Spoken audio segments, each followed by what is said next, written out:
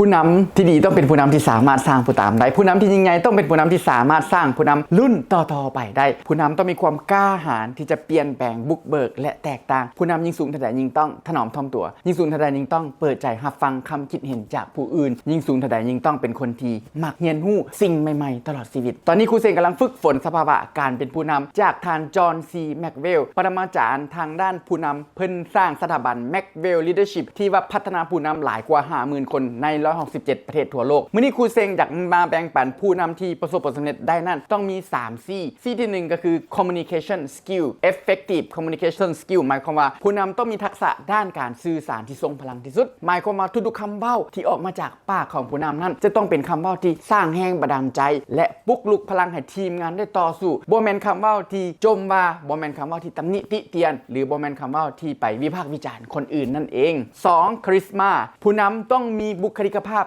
ที่แตกต่างมีเสน่ห์และบุกเบิกหมายความว่าใดๆคาริสมาบ่หมายความว่าจะเป็นผู้นำที่ดีหรือเป็นผู้นำที่บ่ดีแต่คาริสมานั่นจะมีคุณลักษณะนิสัยเฉพาะตัวที่แตกต่างที่ให้ผู้ตามนั่นตามเฮาได้ยกตัวอย่างเช่นโดนัลด์ทรัมป์ประธานาธิบดีปัจจุบันของสหรัฐอเมริกาเพิ่นก็มีประวัติหลายอย่างที่เฮ็ดผิดกฎหมายแต่สุดท้ายประชาชนอเมริกาก็เลือกเพิ่นมาเป็นผู้นำสหรัฐอเมริกาย้อนหยังย้อนว่าเพิ่นเป็นผู้นำคาริสมาเป็นผู้นำที่มีเสน่ห์หมายความว่าทุกๆคำเว้าของเพิ่นแม่นกินใจทุกๆคำเว้าสปีดในการหาเสียงของเพิ่นแม่นสามารถสร้างแรงบันดาลใจให้แก่ประชาชนอเมริกาได้และ3จะต้องมีคอมมิตเม